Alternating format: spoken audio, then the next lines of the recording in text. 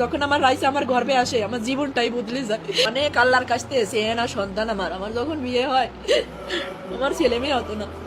8-10 বছর ধরে ছেলে মেয়ে হয়নি, অনেক কষ্ট করছি আমি, অনেক কথা শুনছি মানুষের। আল্লাহর কাছে ডাকি, আল্লাহ তুমি আমাকে কালা কুপাস একটা সন্তান দাও, তবু তুমি আমার একটা বাচ্চা দাও যে আমাকে মা বলে ডাকবে। লিফটে ঢুকবে তখনও ঘুরে ফিরে আমার দিকে 2-3 বার তাকাচ্ছিল। আমার ওই তাকানো এখনো চোখে ভাসতেছে। 8 বছর বয়স শেষ হয়ে 9 বছর চলতেছে। 9 পারা কোরআন শরীফ পড়েছে আমার রাইসামণি। রাইসামণির বয়স যখন 3 বছর, আমরা করতে গেছিলাম, আমরা অল পরিবার, আমার হাজব্যান্ড আমার বাচ্চাদেরকে নিয়ে। আমার রাইসামণি সেই উমরা হজের ছবিও আছে। আমার রাইসামণিরে হজ করায় নিয়ে আসছি, আমি আল্লাহর উপরে বলছিলাম, যখন ওরে পাওয়া যায়নি আমি বলছি আল্লাহ আমার সন্তান খুঁত হয়ে থাকুক, তবু তুমি আমার কাছে জীবিত ফিরেই দাও। আমি আবার আমার পাখিরে সম্পদ পেয়েছি বলিও উমরা করাতে নিয়ে যাব, আবারও আমার পাখিকে আমি হজ করাতে নিয়ে যাব।